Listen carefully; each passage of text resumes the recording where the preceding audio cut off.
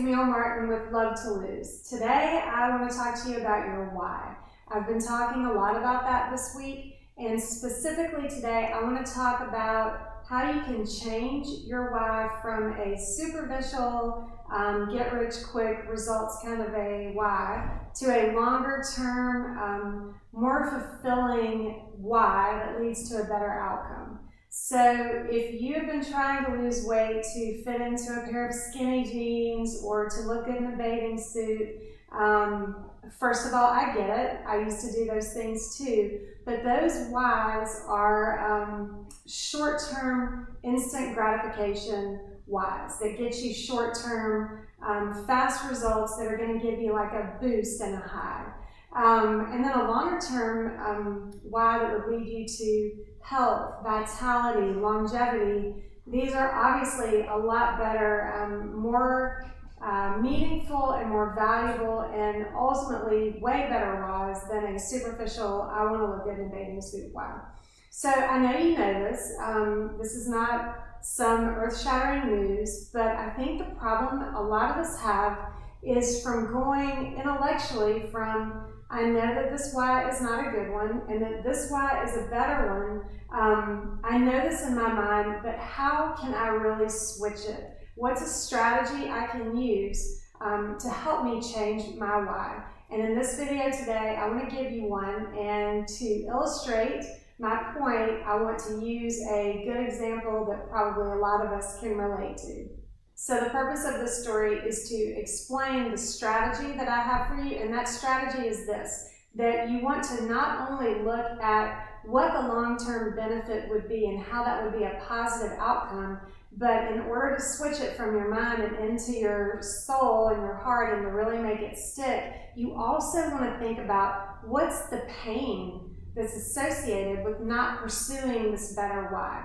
So to illustrate my point, the story I wanted to use is imagine that you're a mom and you have a ton of stuff to do all day. You have a house to clean, food to cook, kids to pick up and drop off.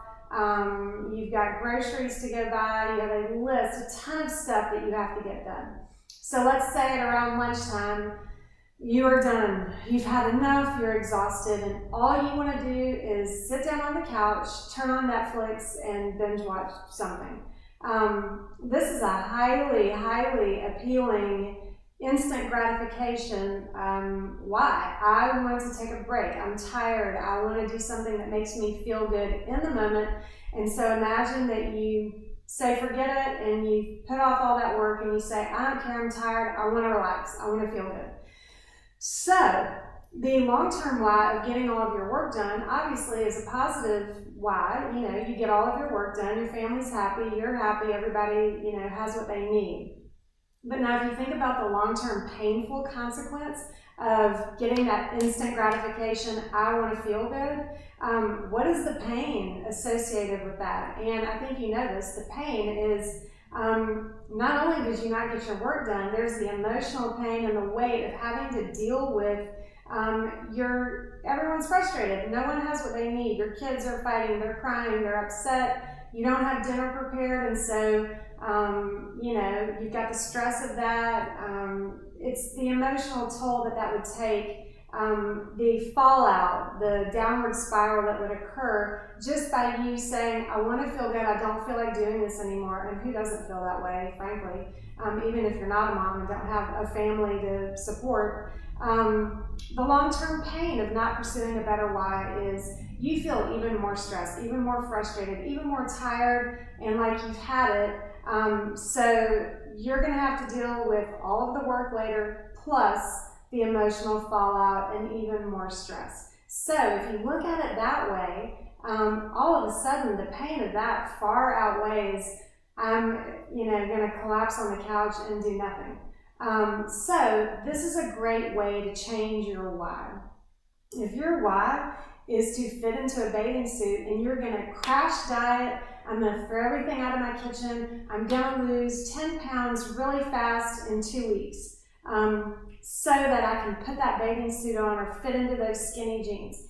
The short-term benefit of crash dieting is you may lose weight, and hey, maybe you might fit into those skinny jeans for a grand total of 2 weeks, and then what happens? You gain all the weight back because dieting doesn't work. So you know that a long-term why of I want to live longer, I want to feel better, I want to be stronger and more healthy is the obvious why to choose. But if you look at it this way, what is the long-term pain of not pursuing that better why?